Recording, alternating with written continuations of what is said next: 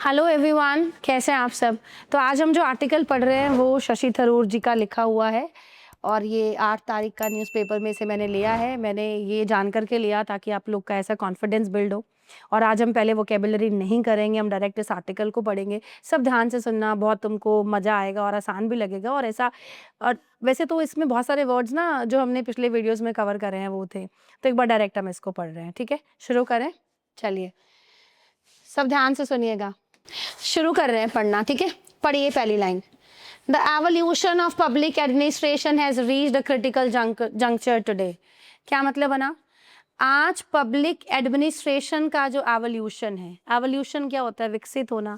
जिस तरीके से आज लोक प्रशासन विकसित हुआ है, जो उसका एवोल्यूशन है वो आज कहाँ पहुंच गया है। यहाँ तक सब्जेक्ट है, ये हैज के बाद थर्ड फॉर्म है। वो आज एक बहुत ही क्रिटिकल पॉइंट पे आ गया है, मतलब एक टर्निंग पॉइंट आ गया वहां पर, ठीक है। क्रिटिकल का मतलब क्या है? यहाँ पे महत्वपूर्ण। जंक्चर वैसे तो a particular point in time होता है, बट यहाँ पे क्या हो गया, मतलब आज जो पब्लिक एडमिनिस्ट्रेशन, मतलब इतना समझ लो आज लोक प्रशासन एक बहुत ही क्रिटिकल जंक्चर पे पहुंच गया है, एक बहुत ही महत्वपूर्ण मोड़ पे आ गया है।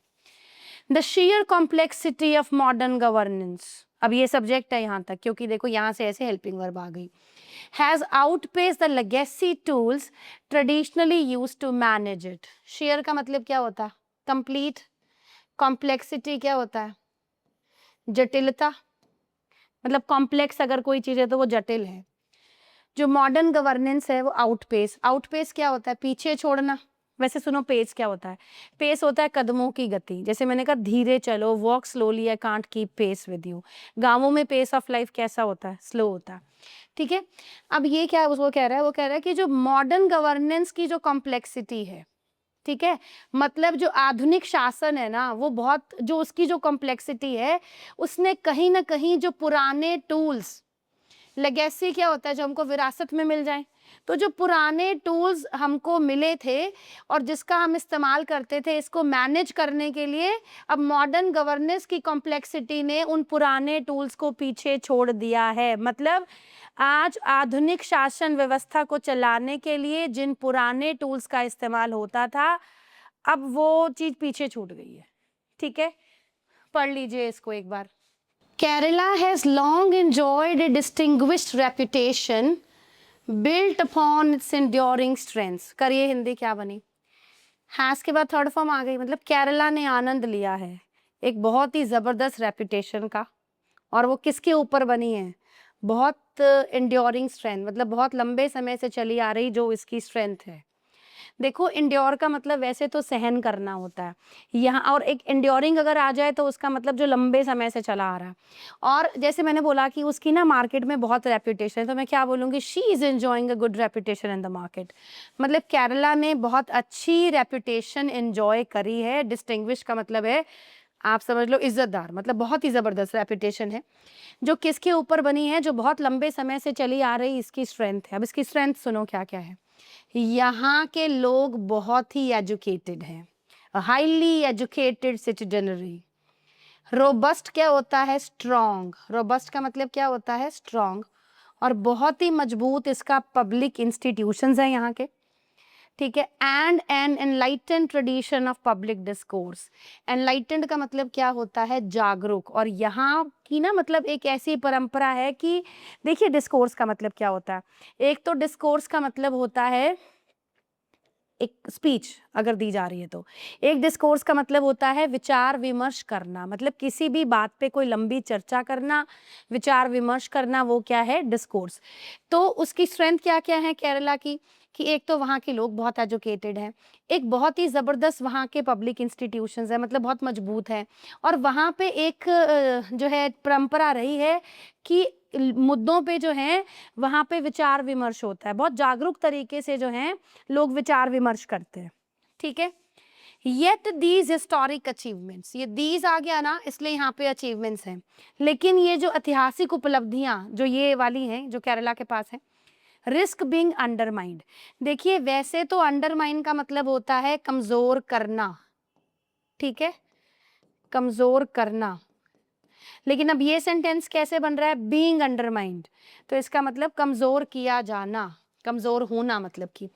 लेकिन ये जो हिस्टोरिक अचीवमेंट्स हैं ये कमज़ोर हो सकती हैं अगर स्टेट की if the states administrative machinery continues to rely on fragmented information flows, delayed reporting and rigid department centric silos। पढ़िए क्या हिंदी बनी।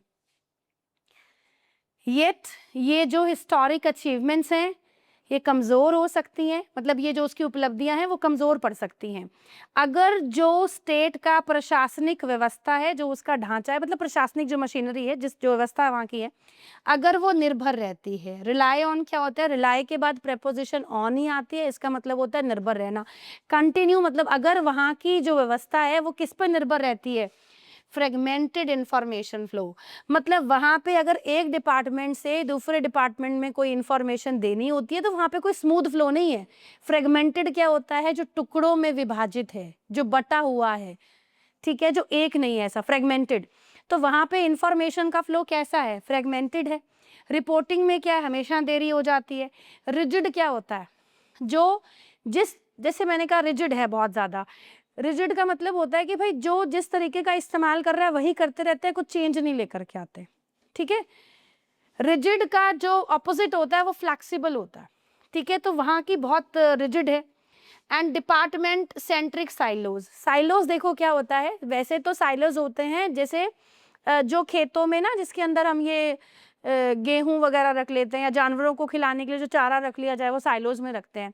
लेकिन वैसे साइलोज होता है कंपनी का एक वो पार्ट जिसको बाकी पार्ट से कोई, जैसे मान लीजिए कंपनी का एक हिस्सा ऐसा है, मतलब जिसके लोग दूसरे डिपार्टमेंट से कोई डिस्कस नहीं करते, कोई ऐसा डिपार्टमेंट जिसका दूसरे डिपार्टमेंट से कोई लेना देना नहीं हो, वो अपना ही काम करते रहते हैं।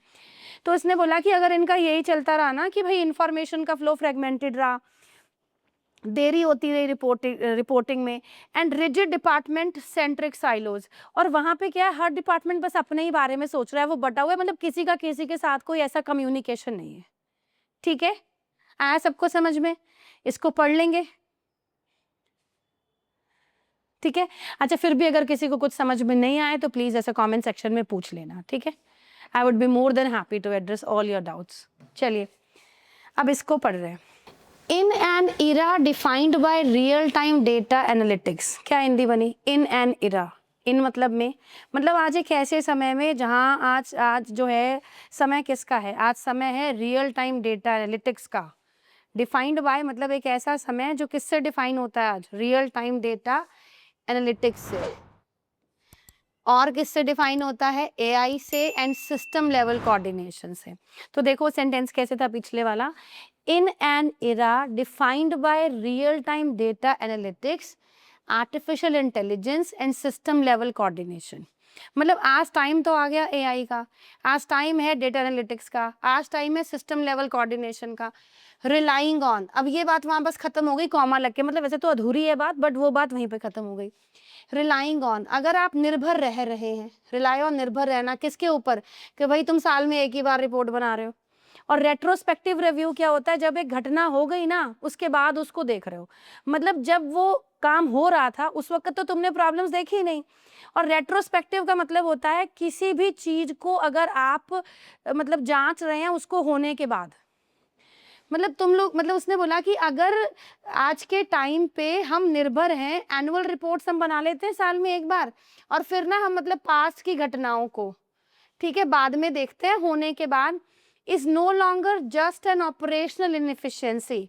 आपने बोला कि इसको मैं ये नहीं मानूंगा कि भाई ऑपरेट करने में ही कोई दिक्कत है। इनएफिशिएंट क्या होता है? एफिशिएंसी क्या होती है? क्षमता।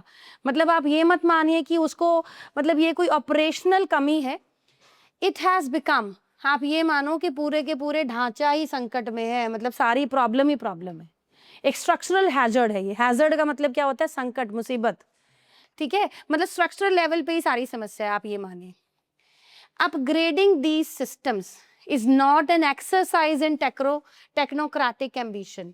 अच्छा, आपको पता है टेक्नोक्रेट क्या होता है? टेक्नोक्रेट का मतलब होता है an expert in science and technology. एक इंसान जो साइंस और टेक्नोलॉजी में एक्सपर्ट है उसको हम क्या कहते हैं?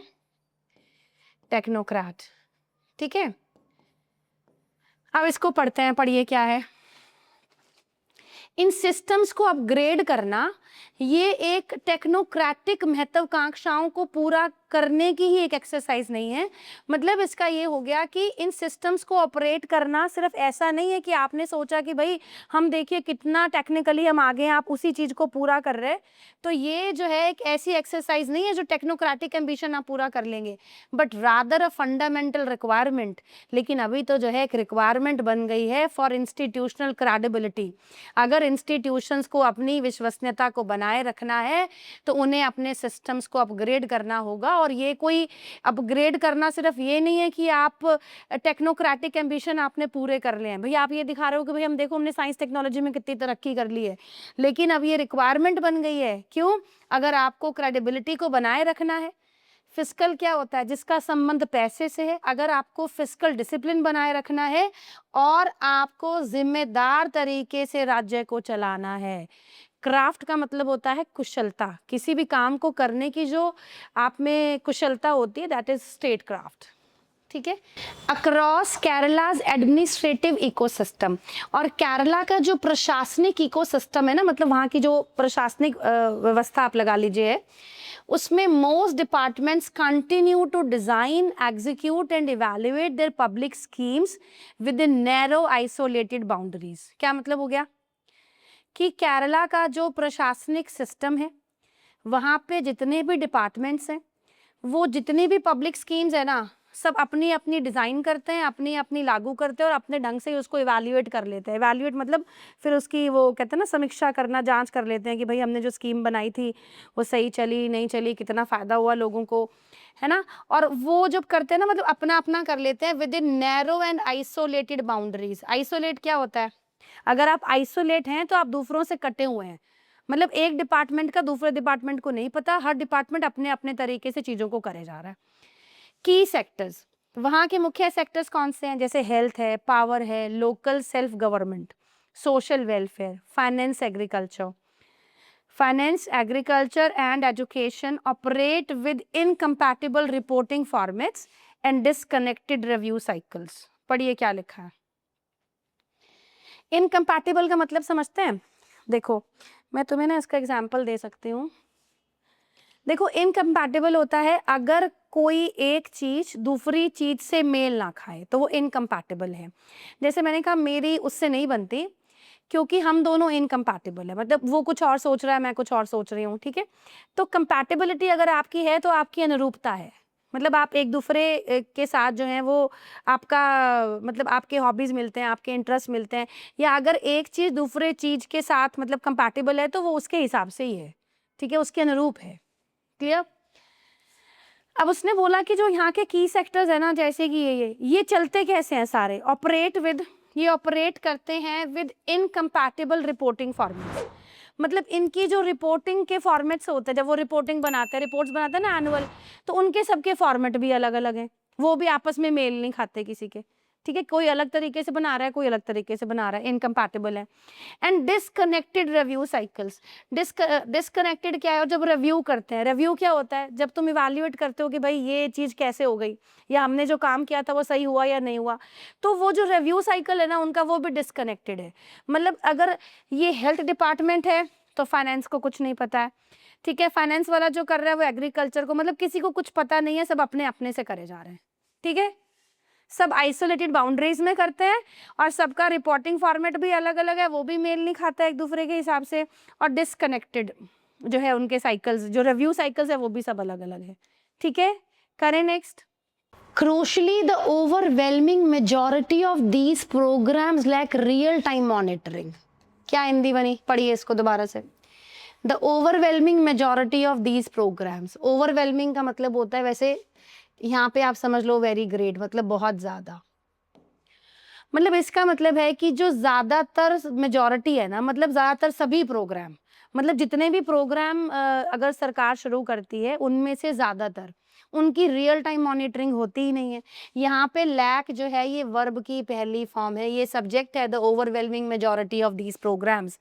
मतलब इन प्रोग्राम्स में ज़्यादातर सभी प्रोग्राम आप लगा लीजिए, मतलब लगभग सभी प्रोग्राम्स लैक रियल टाइम, इनकी रियल टाइम मॉनिटरिंग ही नहीं होती। मॉनिटर क्या होता है? जांच करना। क्लास का मॉनिटर क्या करता है? देखता है भाई कौन शोर कर रहा है, कौन सही से पढ़ रहा है, कौन नहीं पढ़ रहा है। तो रियल टाइम होता है तुरंत। एक तो होता है रेट्रोस्पेक्टिव, भाई हो गया उसके बाद तुम देख रहे हो, उसको इवैल्यूएट कर रहे हो, ठीक था नहीं था। रियल टाइम होता है जिस वक्त एक घटना घट रही है आप उसी समय उसकी जांच कर लो, कमी आ रही है तो उसको फिक्स कर लो, ठीक है। उनकी रियल टाइम मॉनिटरिंग नहीं होती। रेगुलेशंस क्या होते हैं? नियम। रेगुलेटरी लीकेजेस, जो नियमों में गड़बड़ी चलती रहती है। कॉस्ट ओवररन, कई बार खर्चा ज्यादा आ जाता है, मतलब कॉस्ट ओवररन हो गई, ठीक है। Beneficiary exclusion and execution delays are discovered months after the fact when corrective intervention is both administratively expensive and politically constrained। पढ़ के देखिए, कुछ समझ आ रहा है? पढ़े दोबारा, पढ़ लीजिए। रेगुलेटरी लीकेजेस, मतलब रेगुलेशन में जो गड़बड़ चल रही है, जो कॉस्ट ओवररन हो जाती है। बेनिफिशियरी क्या होता है? जिसको फायदा मिलना होता है उसको एक्सक्लूड हो गया, उसको तो मिला ही नहीं।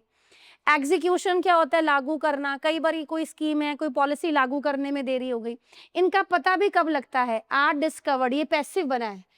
इनका पता तब लगता है after the fact when corrective intervention, मतलब इनका पता तब लगता है अगर हम कोई उसमें इंटरवीन करें भी तो। करेक्टिव क्या होता है? सुधारने वाला। जैसे मैंने कहा करेक्टिव मेजर्स मतलब हमको लेने चाहिए। करेक्टिव मतलब सुधारने। जैसे मैंने कहा मेरा बच्चा बड़ा बिगड़ गया है, तो आपने कहा कि मैडम कुछ करेक्टिव मेजर्स आप ले सकती हैं, जैसे आप जो भी आपने मुझे बताया कि आप ऐसा कर लें वैसा कर लें, दिस इज कॉल्ड वो करेक्टिव मेजर्स हैं।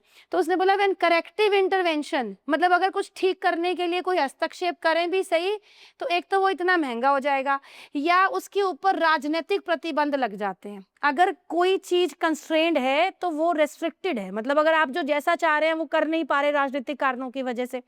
अब इसकी पूरी हिंदी सुनो, वो क्या है? वो क्या कहता है, मान लीजिए कि जितने भी प्रोग्राम्स होते हैं इनकी रियल टाइम मॉनिटरिंग नहीं होती, कुछ भी गड़बड़ हो रही है तो भाई पता कब लग रहा है? जब हो गया बाद में पता लग रहा है।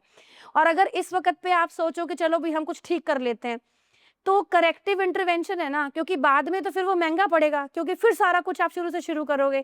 जब चल रहा था तो उस वक्त ठीक करना थोड़ा आसान भी होता और उसमें ज्यादा पैसा भी खर्च नहीं होता, तो वो एक्सपेंसिव भी हो जाता है और राजनीतिक कारणों की वजह से जो करना चाहते हैं वो कर भी नहीं पाते, ठीक है।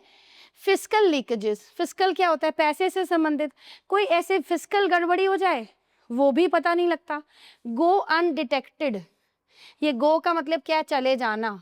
ये गो मतलब फिस्कल लीकेजेस भी जो है वो अनडिटेक्टेड रह जाती हैं, उनको भी डिटेक्ट नहीं कर पाते हैं। कहाँ पे? अक्रॉस डिपार्टमेंटल लाइंस में। Policy failures are identified only after public resources are completely exhausted. Policy का फेल, अगर कोई पॉलिसी फेल हो गई उसकी भी पहचान कब होती है? उसको भी आइडेंटिफाई कब पता लगता है उसका?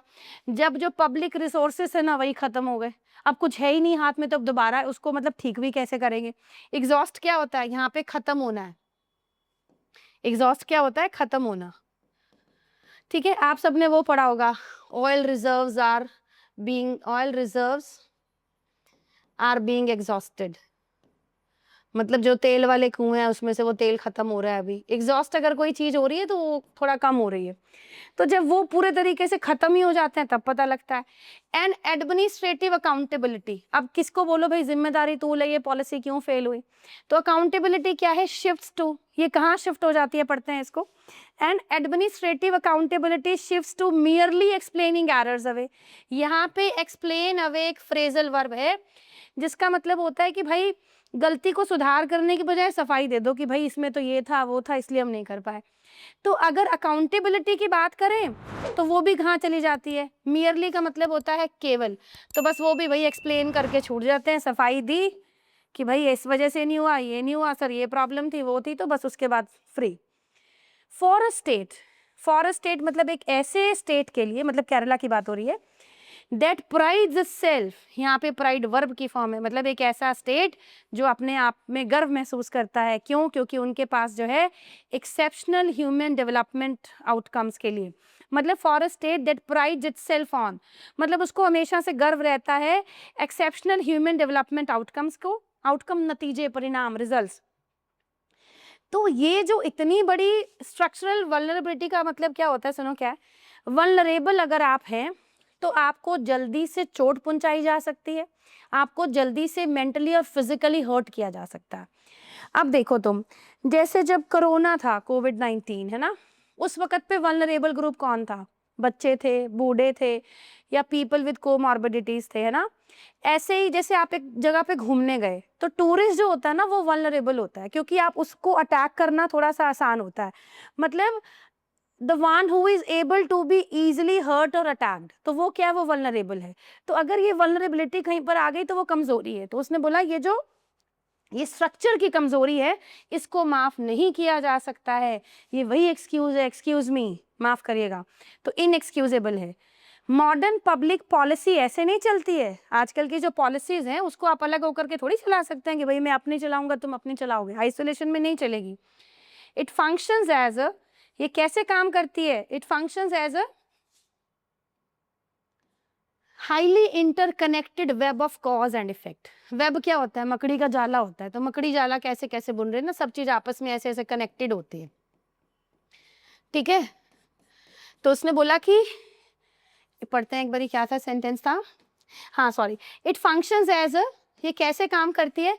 बहुत ही interconnected web of cause and effect, ठीक है। तो मतलब ये सब आपस में, मतलब आज की जो मॉडर्न पॉलिसीज हैं वो सब ऐसा इकट्ठा होकर के काम कर रही है।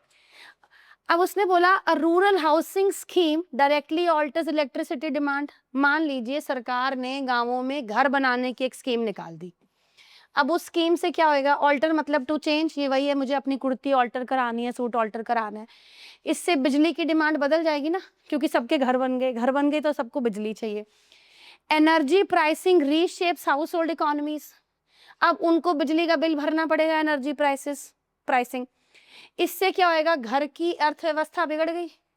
अब उनका तो जितना वो कमा रहे हैं उसमें से उनको बिल के लिए भी पैसा निकालना है। दीज इकोनॉमिक शिफ्ट, अब ये जो इकोनॉमिक बदलाव आ गया, जो मतलब क्योंकि अब पैसा उनको वहां भी देना है, सब्सिक्वेंटली क्या होता है? बाद में इन्फ्लुएंस क्या होता है? प्रभावित करना। पढ़िए, these economic shift subsequently influence nutrition and community health outcomes. क्या मतलब बना?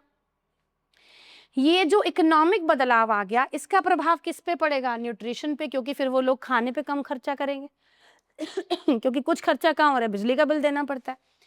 एंड कम्युनिटी, इससे उनकी हेल्थ का नतीजा अच्छा नहीं निकलेगा। आउटकम क्या होता है? रिजल्ट्स होते हैं। विच अल्टीमेटली क्या होता है? फाइनली, अल्टीमेटली क्या होता है? Finally, which ultimately dictate workforce productivity, जिससे क्या होएगा? प्रोडक्टिविटी क्या हो जाएगी? कम हो जाएगी, क्योंकि अगर लोग अच्छे से खाएंगे नहीं तो एनर्जी लेवल पूरा दिन लो रहेगा, तो अच्छे से काम नहीं करेंगे।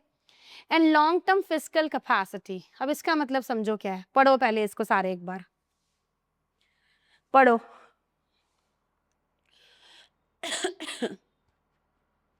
करें। अब देखो इसका मतलब क्या है? उसने बोला कि फिर प्रोडक्टिविटी कम हो गई, और फिजिकल क्या होता है? पैसे वाली कैपेसिटी देखें तो उस पर फर्क आएगा। सुनो कैसे? क्योंकि लोगों की प्रोडक्टिविटी लो है, एक तो सरकार को हेल्थ केयर पे खर्चा करना पड़ेगा।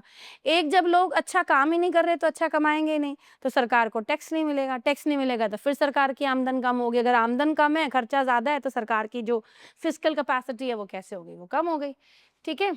When administrative departments optimize solely for their individual mandates, करिए हिंदी क्या बने?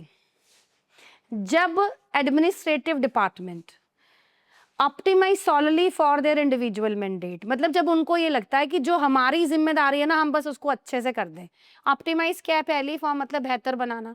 मतलब जब अगर हर डिपार्टमेंट को ये लगता है कि बस मुझे अपनी जिम्मेदारी से को अच्छे से करना है, तो स्टेट जो है ना वो अपनी एबिलिटी को खो देता है टू एंटीसिपेट और manage these critical second order effects. तो एक जो स्टेट है वो अपनी योग्यता खो देता है पूर्वानुमान लगाने की, मतलब पहले से अंदाजा लगाने की और मैनेज करने की, जो भी सेकंड ऑर्डर इफेक्ट्स किसी भी प्रोग्राम को शुरू करने पे या किसी भी पॉलिसी से आते हैं। देखो बच्चों, एक होते हैं first order effect. First order effect कैसे होते हैं कि भाई तुमने आज एक काम शुरू किया, जो उसका आउटकम आया वो फर्स्ट ऑर्डर है। एक जो साइड इफेक्ट्स होते हैं ना, मतलब एक काम हो गया उसका दूसरे पे क्या फर्क पड़ रहा है या उससे और प्रॉब्लम्स क्या आ रही हैं, वो सेकंड ऑर्डर इफेक्ट्स है। तो उसने बोला कि अगर हर कोई अपना-अपना ही सोचेगा, हर डिपार्टमेंट कि भई मुझे अपना काम बस बेटर मैं कर लूँ अच्छे तरीके से, तो वो राष्ट्र जो है, स्टेट है, उसकी योग्यता ही खत्म हो जाएगी। आप अनुमान ही नहीं लगा पाएँगे कि भई इसके सेकंड ऑर्डर इफेक्ट्स भी क्या हो सकते हैं। अब जैसे ये था ना कि भई देखो जैसे हाउसिंग शुरू हो गई है ना, लेकिन उसका प्रभाव किस पे पड़ रहा है? इलेक्ट्रिसिटी पे पड़ रहा है। उससे क्या हो रहा है कि ये न्यूट्रिशन पे फ़र्क आ रहा है, फिर प्रोडक्टिविटी खत्म हो रही है, इससे क्या हो रहा है, लॉन्ग टर्म फिजिकल कैपेसिटी पे फ़र्क आ गया, ठीक है? तो आज के लिए इतना ही है और आज ना हम वोकैब्युलरी नहीं कर रहे हैं, ठीक है? मैंने इसको डायरेक्टली आप लोग को पढ़ाया है, एक फीडबैक ज़रूर दीजिएगा कि वोकैब्युलरी करके पढ़ना सही लगता है या हम डायरेक्ट ऐसे पढ़ लें, वो आपको बेटर लगता है, क्योंकि बहुत सारे वर्ड्स तो हमने ऑलरेडी पिछले वाली क्लासेस में कर लिए थे। जिन्होंने नहीं देखे हैं वीडियोज़ वो देख लेंगे, वोकैब्युलरी आपको बहुत हेल्प करेगी, जिसमें मैंने, क्योंकि जो पिछले वाले वीडियोज़ हैं, उसमें मैंने पहले वोकैब्युलरी क्लास दे रखी है, उसके बाद ऐसा आर्टिकल रीड करा है हमने ना। अच्छा, इसमें मैंने डायरेक्ट ही पढ़ दिया आज आर्टिकल, ठीक है? तो आज के लिए इतना ही है। Thank you very much for attending this session. कोई भी डाउट होगा तो पूछ लेंगे, मुझे उम्मीद है आप लोग को समझ आया होगा और अगर नहीं आया है तो फीडबैक दे दीजिएगा। मैं और कोशिश करूँगी तुम लोग को और अच्छे से समझाने की। ठीक है, आज के लिए इतना ही है। Thank you very much.